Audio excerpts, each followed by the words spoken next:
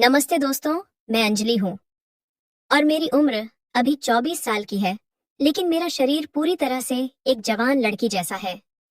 मेरी शादी अभी 1 साल पहले हुई है और मेरी हाइट 4 फीट से ज्यादा है और मेरा संतारा का साइज भी गजब की है। लेकिन अब मुझे ऐसा लगता है कि ये खूबसूरती अब मेरे किसी काम की नहीं रह गई है। दोस्तों, मेरे पति विकास एक प्राइवेट बैंक के वरिष्ठ अधिकारी हैं। उम्र में मुझसे 12 साल बड़े हैं और उनकी नौकरी के कारण हम अपने छोटे से गांव से शहर में आ गए। मेरे सास ससुर अब भी गांव में ही रहते हैं। सच कहूं तो मैंने अपने पति से प्यार में नहीं, बल्कि उनकी सुरक्षित नौकरी और अच्छी कमाई देखकर शादी की थी। मैं शहर में रहना चाहती थी, अच्छे कपड़े पहनना चाहती थी, बड़े बड़े मॉल्स में शॉपिंग करना चाहती थी। मुझे लगता था कि पैसों से जीवन के सारे सपने पूरे हो सकते हैं। मैं गोरी चिट्टी हूँ, सभी मुझे सुंदर कहते हैं। मेरे लंबे काले बाल और बड़ी बड़ी आंखें सबका ध्यान खींचती हैं। लेकिन मेरा पति विकास, वो दिखने में बिल्कुल साधारण है। रंग सांवला, कद छोटा और थोड़े मोटे भी हैं। जब हम साथ चलते हैं तो लोग हैरानी से देखते हैं कि हम दोनों एक साथ कैसे हैं। हमारा फ्लैट शहर के अच्छे इलाके में है। कोई सास ससुर का झंझट नहीं, कोई रिश्तेदारों की दखलंदाजी नहीं। बस मैं और मेरे पति। सब कुछ वैसा ही था जैसा मैंने सोचा था। बस एक चीज को छोड़कर, मेरे पति। मुझे उनकी शक्ल पसंद नहीं थी, उनका स्पर्श अच्छा नहीं लगता था। एक शाम मैं टीवी देख रही थी जब मेरा पति विकास घर आए। उनके साथ एक लंबा तगड़ा सुंदर युवक था। अंजलि, ये है राहुल, मेरे मामा का लड़का। आईटी की पढ़ाई पूरी करके अब यही नौकरी करेगा। जब तक इसका कोई अच्छा ठिकाना नहीं मिल जाता, ये यहीं रहेगा। मेरे पति ने परिचय कराया। राहुल ने झुककर नमस्ते किया। उसके चेहरे की एक झलक ने मेरे दिल की धड़कन बढ़ा दी। सांवले रंग के बावजूद उसका शारीरिक सौष्ठव, चौड़े कंधे, सघन भौहें और गहरी आंखें किसी को भी मोहित कर सकती थीं। मैंने हाथ बढ़ाकर अभिवादन करना चाहा, लेकिन उसने बस दूर से ही हाथ जोड़कर नमस्ते भाभी कहा। मैंने कहा, अरे, तुम यहाँ आराम से रहो। वैसे भी विकास दिन भर बाहर रहते हैं, मुझे भी घर पर बोरियत होती है। राहुल के आने से मेरा भी वक्त अच्छा बीतेगा। फिर मेरे पति ने राहुल को घर के पीछे वाले कमरे में ठहराया और मुझसे कहा, अंजलि, राहुल बहुत शर्मीला है। जो भी जरूरत हो तुम्हें ही पूछना होगा। मैं तो दिन भर ऑफिस में रहता हूँ। मैंने मन ही मन सोचा, फिक्र मत करो, मैं इसका अच्छे से ख्याल रखूंगी। अगली सुबह मैं जल्दी उठकर नहाई धोई और अपने सबसे अच्छे सूट में तैयार हुई।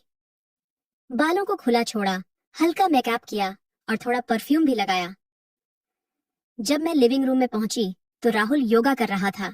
उसका फिट शरीर, पसीने से चमकता चेहरा और मजबूत बाहें देखकर मेरा मन विचलित हो गया। जैसे ही उसकी नजर मुझ पर पड़ी, वह तुरंत उठा और टी शर्ट पहनकर गुड मॉर्निंग भाभी कहकर अपने कमरे की तरफ बढ़ गया। मैंने सोचा, अरे, ये तो मुझे देखता ही नहीं। फिर मैंने खुद को संभाला और अपने आकर्षण पर भरोसा रखते हुए खास नाश्ता बनाया, पनीर पराठे और दही। जब विकास और राहुल नाश्ता करने बैठे तो मैं भी उनके साथ बैठ गई। मैंने जानबूझकर अपनी कुर्सी राहुल के पास रखी, लेकिन उसने सिर झुकाए अपना नाश्ता किया और मेरी ओर देखने से भी बचता रहा। राहुल, नाश्ता कैसा लगा? मैंने मुस्कुराते हुए पूछा। बहुत अच्छा भाभी, आपका बहुत बहुत धन्यवाद, वह शर्माते हुए बोला और जल्दी से अपने कमरे में चला गया। थोड़ी देर बाद विकास और राहुल दोनों बाहर जाने के लिए तैयार हुए। राहुल, पहले दिन से ही कॉलेज जा रहे हो? मैंने पूछा। हाँ भाभी, कॉलेज तो जाना ही होगा, साथ ही अपने रहने का इंतजाम भी देखना है, उसने बिना मेरी तरफ देखे जवाब दिया। दोनों के जाने के बाद मैं दिन भर राहुल के ख्यालों में खोई रही। मुझे समझ नहीं आ रहा था कि वह मुझसे इतना दूर क्यों रहता है। क्या मैं उसे आकर्षित नहीं करती? शाम को मैंने अपनी सबसे खूबसूरत लाल साड़ी पहनी, बालों को स्टाइलिश अंदाज में बांधा, काजल और लिपस्टिक लगाई, कानों में झुमके और गले में सुंदर हार पहना। सच कहूं तो इतनी सज धज मैंने अपने पति के लिए कभी नहीं की थी। जब मेरे पति और राहुल घर लौटे तो मेरे पति विकास मुझे देखकर खुश हो गए। वाह अंजलि, आज तो बहुत सुंदर लग रही हो। क्या बात है? विकास ने मेरी तारीफ की, लेकिन जिसके लिए मैं इतनी सजी धजी थी उसने मेरी तरफ एक बार भी नहीं देखा। राहुल अंदर आते ही सीधे अपने कमरे में चला गया। अंजलि, तुम इतनी खूबसूरत लग रही हो। चलो, आज बाहर डिनर करते हैं, मेरे पति ने उत्साह से कहा। लेकिन मेरा मूड खराब हो चुका था। नहीं, मुझे सिर दर्द हो रहा है। तुम जाओ, मैं आराम करूंगी, मैंने कहा और अपने कमरे में चली गई। मैंने गुस्से में अपने गहने उतार फेंके और आईने के सामने खड़ी होकर खुद से सवाल करने लगी, क्या कमी है मुझ में? क्यों नहीं देखता वह मेरी तरफ? मेरा गुस्सा और निराशा बढ़ती जा रही थी। मैंने कपड़े बदले और किचन में खाना बनाने चली गई। मेरे मन में एक ही विचार था, किसी भी तरह राहुल को अपनी ओर आकर्षित करना है। अगले 5-6 दिनों में मेरी हालत और भी बुरी हो गई। राहुल मेरी मौजूदगी में जैसे असहज होने लगा था। जितना मैं उसके करीब जाने की कोशिश करती, वह उतना ही दूर भागता। मैं अपने बालों को खुला रखती, सुंदर सुंदर सूट और साड़ियां पहनती, मनमोहक इत्र लगाती, लेकिन वह मुझे ऐसे देखता जैसे मैं कोई दीवार हूं। एक दिन मैंने अपने पति से पूछा, राहुल का कहीं और रहने का इंतजाम हुआ क्या? हाँ, वो हॉस्टल में जगह ढूंढ रहा है, शायद अगले हफ्ते तक चला जाएगा, मेरे पति ने बताया। ये सुनते ही मेरे माथे पर चिंता की लकीरें उभर आईं।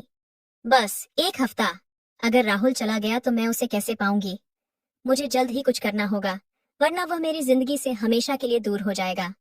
अगले दिन सुबह जब मेरा पति ऑफिस चले गए, मैंने एक योजना बनाई। मैं छत पर गई और वापस आते वक्त सीढ़ियों से जानबूझकर फिसल गई।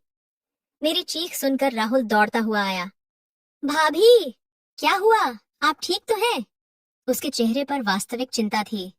राहुल, मेरा पैर बहुत दर्द हो रहा है, मैंने दर्द से कराहते हुए कहा। राहुल ने बिना किसी हिचक के मुझे अपनी बाहों में उठा लिया और नीचे ले गया। उसकी छाती से लगकर मेरा दिल जोरों से धड़क रहा था। उस वक्त मैं चाहती थी कि यह पल कभी खत्म ना हो। मेरा पति को फोन करके राहुल मुझे तुरंत अस्पताल ले गया। डॉक्टर ने जांच की और बताया कि मेरे टखने में मोच आई है और कम से कम 15 दिन तक मुझे आराम करना होगा। टखने पर प्लास्टर करना होगा और आपको बिस्तर पर आराम करना होगा, डॉक्टर ने कहा। घर लौटने पर मेरा पति चिंतित था। अब मैं तुम्हारी देखभाल कैसे करूंगा? मैं तो दिन भर ऑफिस में रहता हूँ। राहुल ने तुरंत कहा, भैया, आप चिंता मत करिए, मैं यहीं रहकर भाभी की देखभाल कर लूंगा। लेकिन तेरा कॉलेज? मेरे पति ने पूछा। कोई बात नहीं, सेमेस्टर अभी शुरू ही हुआ है, कुछ दिन छोड़ दूंगा। भाभी की सेहत ज्यादा जरूरी है, राहुल ने कहा। मेरे चेहरे पर मुस्कान आ गई। मेरी योजना काम कर गई थी। अब राहुल को मेरी देखभाल करनी होगी, मेरे पास रहना होगा। इसका मतलब मेरे पास उसे अपना बनाने के लिए पूरे 15 दिन थे। अगली सुबह जब मेरा पति ऑफिस चले गए तो मैंने राहुल को आवाज दी, राहुल, जरा इधर आना।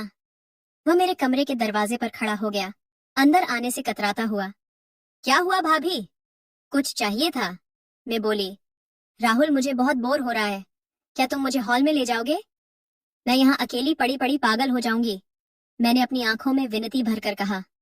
भाभी, डॉक्टर ने आपको आराम करने को कहा है, बिस्तर से उठना ठीक नहीं होगा। आप बताइए, आपको क्या चाहिए, मैं ला दूंगा, उसने दरवाजे से ही कहा। मैंने निराश होकर कहा, कुछ नहीं, बस थोड़ा पानी दे दो। उसने पानी का गिलास टेबल पर रखा और चला गया। मैं गुस्से से भर गई थी। जिसके लिए मैंने अपना टखना तुड़वाया था, वह तो मेरे कमरे में आने से भी डर रहा था। अगले दिन मैंने अपनी साड़ी का पल्लू जानबूझकर फर्श पर गिरा दिया और जोर से राहुल को पुकारा, राहुल, जल्दी आओ। वह दौड़कर आया। क्या हुआ भाभी? मैं अपने बिस्तर से उतरने की कोशिश कर रही थी, लेकिन पैर में दर्द है, मदद करोगे? मैंने अपना हाथ उसकी ओर बढ़ाया। राहुल ने मेरी तरफ देखा, फिर मेरे हाथ को थामा और मुझे सहारा देने के लिए अपना कंधा आगे किया। मैंने अपना हाथ उसके कंधे पर रखा और जानबूझकर उसके करीब खींच गई। मेरा शरीर उसके शरीर से सट गया। मेरे बाल उसके चेहरे को छू रहे थे। मुझे उसकी सांसें तेज होती महसूस हुई। मेरा दिल धड़क रहा था। कम से कम उसके शरीर पर तो मेरा असर हो रहा था। लेकिन वह जल्दी से मुझे सहारा देकर बिस्तर पर बिठा दिया और पीछे हट गया। भाभी, आपको किसी चीज की जरूरत हो तो बस आवाज दीजिए, मैं आ जाऊंगा, लेकिन कृपया अकेले उठने की कोशिश मत कीजिए, उसने कहा और जल्दी से कमरे से बाहर चला गया। मैंने हर दिन कोई न कोई बहाना बनाकर उसे अपने पास बुलाया, कभी पानी के लिए, कभी मोबाइल देने के लिए, तो कभी सिर्फ बात करने के लिए। हर बार वहां आता, लेकिन जल्द से जल्द कमरे से बाहर निकल जाता। एक दिन मैं सीधे बिस्तर से उतरकर जमीन पर गिर गई और जोर से रोने लगी। राहुल भागकर आया और मुझे देख घबरा गया। भाभी, आप ठीक तो हैं? उसने मुझे उठाने के लिए झुकते हुए पूछा। इस बार मैंने उसका हाथ पकड़कर अपनी ओर खींचा। वह संतुलन खोकर मेरे ऊपर गिरते गिरते बचा। भाभी, ये आप क्या कर रही हैं? उसकी आंखों में डर था। राहुल, मेरे करीब आओ, मैं तुमसे कुछ कहना चाहती हूँ। मैंने उसका हाथ अपने होठों तक ले जाते हुए कहा। वह एक झटके से पीछे हटा और मुझे बिना छुए उठने में मदद की। भाभी, शायद आप दवाओं के असर से थोड़ा कमजोर महसूस कर रही हैं। मैं आपको पानी लाता हूँ, वह कहते हुए कमरे से बाहर भाग गया। मुझे बहुत शर्मिंदगी महसूस हुई। क्या वह मुझे पसंद नहीं करता? क्या मैं उसके लिए इतनी आकर्षक नहीं हूँ? 15 दिन बीत गए और मेरा प्लास्टर हट गया। डॉक्टर ने कहा कि मैं अब पूरी तरह ठीक हूँ। मेरा पति विकास को बहुत खुशी हुई, लेकिन मैं अंदर से टूट गई थी। मेरा प्लान नाकाम रहा था। फिर एक दिन विकास ने बताया, राहुल के लिए एक अच्छा हॉस्टल मिल गया है। वह कल से वहीं शिफ्ट हो जाएगा। मैं अंदर से कांप गई। बस एक दिन, अब तो मुझे कुछ बड़ा ही करना होगा। उस रात मेरे पति के ऑफिस से फोन आया कि उसे देर हो जाएगी। घर में सिर्फ मैं और राहुल थे। ये मेरा आखिरी मौका था। मैंने अपना सबसे आकर्षक नाइट सूट पहना, जो मेरे शरीर की हर लकीर को उभारता था। बालों को खुला छोड़ा और इत्र लगाया। फिर राहुल के कमरे का दरवाजा खटखटाया। हाँ भाभी, आइए, राहुल ने अंदर से कहा। मैं अंदर गई तो देखा वह अपना सामान बैग में रख रहा था। राहुल, मैं तुम्हारे लिए खाना लाई हूँ, मैंने प्लेट उसकी ओर बढ़ाते हुए कहा। उसने सिर उठाकर मुझे देखा और तुरंत नजरें झुका लीं। भाभी, प्लेट वहीं टेबल पर रख दीजिए, मैं थोड़ी देर में खा लूंगा, उसने बिना मेरी तरफ देखे कहा। अरे, अब क्या पैक कर रहे हो? इतनी जल्दी क्या है? कुछ दिन और रुक जाओ, मैंने उसके करीब जाते हुए कहा। नहीं भाभी, कल मेरा कॉलेज शुरू हो रहा है और हॉस्टल में जगह भी मिल गई है, उसने मुझसे दूर खिसकते हुए कहा। मैंने जानबूझकर खाने की प्लेट गिरा दी। अरे, माफ करना, मैंने झुकते हुए कहा और पास जाकर उसका हाथ पकड़ लिया। राहुल, तुम नहीं समझते, मैंने उसकी आंखों में देखते हुए कहा। राहुल ने अपना हाथ छुड़ाया और कुछ कदम पीछे हट गया। भाभी, प्लीज ऐसा मत कीजिए, भैया के प्रति मेरी बहुत इज्जत है, मैं कल सुबह ही यहाँ से चला जाऊंगा, उसने दृढ़ता से कहा। मुझे इतनी शर्मिंदगी महसूस हुई कि मैं वहां से भागकर अपने कमरे में गई और दरवाजा बंद करके जोर जोर से रोने लगी। इतने प्रयासों के बावजूद मैं उसे नहीं पा सकी थी। वह मेरी जिंदगी से जा रहा था, लेकिन मैं हार मानने वाली नहीं थी। मेरे दिमाग में एक नई योजना आ रही थी। उस रात मैं करवटें बदलती रही। राहुल के कठोर शब्द मेरे कानों में गूंज रहे थे। सुबह जब आंख खुली तो मेरा पति पहले ही उठ चुके थे और सूटकेस पैक कर रहे थे। अरे, उठ गई तुम? मैं तुम्हें बिना जगाए तैयारी कर रहा था, विकास ने मुस्कुराते हुए कहा। मैंने आंखें मलते हुए पूछा, कहाँ जा रहे हो? मुझे अचानक बैंक के काम से मुंबई जाना पड़ रहा है। 2-3 दिन लगेंगे, मैंने तुम्हें बताया था, याद नहीं? मेरा दिल जोर से धड़का। मेरे पति के जाने का मतलब था घर में सिर्फ मैं और राहुल। मेरे लिए यह एक आखिरी मौका था। तुम्हारा पैर अब ठीक है, फिर भी ज्यादा भाग दौड़ मत करना। राहुल है ना, कुछ भी चाहिए हो तो उससे कह देना, विकास ने मेरे माथे पर प्यार से हाथ फेरते हुए कहा। मैं सिर्फ मुस्कुरा दी। मेरे दिमाग में तो राहुल के साथ बिताए जाने वाले समय की योजनाएं बनने लगी थीं। मेरे पति बाहर जाकर राहुल से बात करने लगा। मैंने कान लगाकर सुना। राहुल, मैं 2-3 दिन के लिए बाहर जा रहा हूँ, अंजलि का ख्याल रखना, विकास कह रहा था। भैया, अगर आपको कोई ऐतराज ना हो तो मैं कल ही हॉस्टल शिफ्ट हो जाऊंगा, वहां कमरा मिल गया है, राहुल ने कहा। मेरी सांसें रुक गईं। राहुल कल ही जाना चाहता था। क्या हुआ, सब ठीक तो है ना? यहाँ कोई दिक्कत है क्या? विकास ने पूछा। नहीं भैया, ऐसी कोई बात नहीं है, बस मेरी क्लासेस शुरू हो गई हैं और हॉस्टल कॉलेज के पास है, राहुल ने झूठ बोला। ठीक है, तू जाना चाहता है तो जा, लेकिन आज मैं नहीं हूं तो कम से कम आज अंजलि का ख्याल रख लेना, विकास ने कहा। विकास के जाने के बाद मैंने अपने सबसे अच्छे कपड़े पहने, बालों को संवारा और हल्का मेकअप किया। मेरे पास अब सिर्फ एक ही दिन था। मैंने राहुल को आवाज दी। हाँ भाभी, कुछ चाहिए था? उसने दरवाजे से ही पूछा। राहुल, अंदर आओ, मुझे तुमसे कुछ बात करनी है, मैंने गंभीर आवाज में कहा।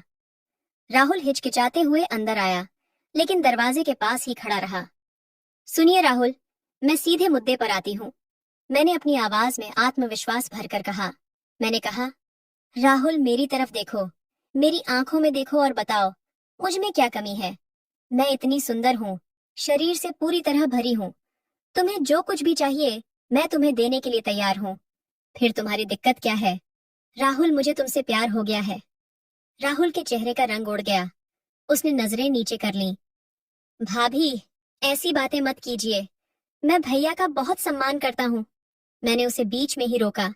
मुझे पता है तुम क्या कहना चाहते हो, लेकिन एक बार मेरी बात सुन लो। मैंने अपने पति से प्यार करके नहीं, बल्कि उनकी सुरक्षा और पैसे के लिए शादी की थी। मुझे उनके साथ कोई खुशी नहीं मिलती। तुम्हें देखा तो पहली बार मुझे समझ आया कि प्यार क्या होता है। राहुल ने गुस्से से मुझे देखा। भाभी, आपको शर्म आनी चाहिए।